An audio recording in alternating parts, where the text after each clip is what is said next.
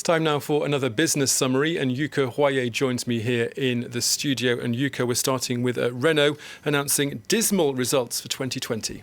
Well, Thomas, the carmaker booked a record loss at over 8 billion euros for the year. This after making a 90 million euro profit in 2019. Group revenue slumped 22% at 43.5 billion euros for the year. Now, its Japanese partner Nissan accounted for 4.9 billion euros of the losses. Global car sales for the group dropped by a fifth. It sold just under 3 million cars worldwide last year. Renault says that its performance improved strongly in the second half of the year as it pushes ahead with a rigorous cost-cutting plan. Renault's share price dropped at the start of trading today following this announcement, down almost more than 4%, as you can see there. OK, meanwhile, Yuka, Ford has recalled tens of thousands of cars over a faulty airbag. That's right. A total of 153,000 Ford Ranger trucks have been recalled at the request of a US road safety agency.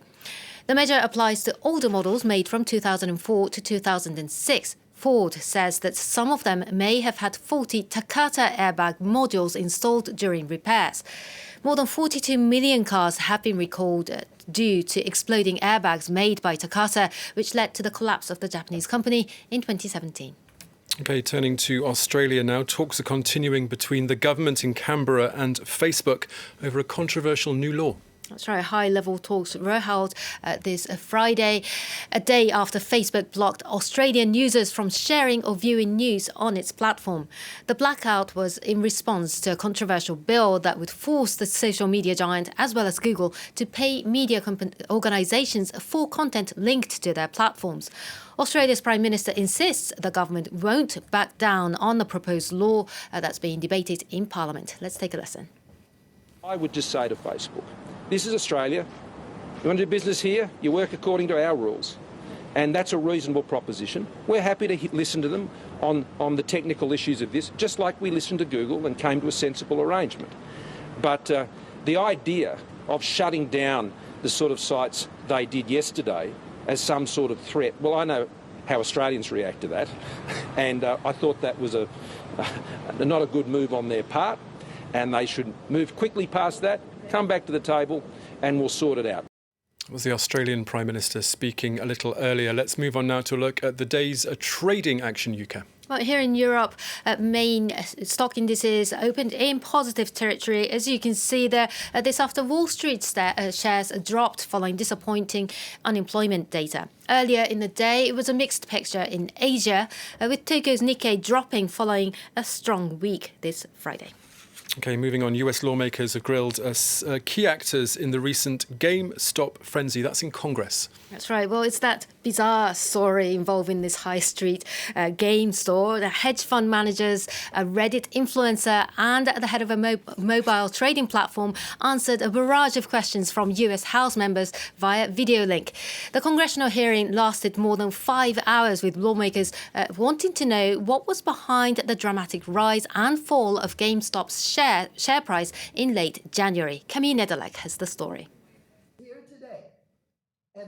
In the wake of GameStop's stratospheric rise and fall on the stock market, US lawmakers want to know whether there was any foul play.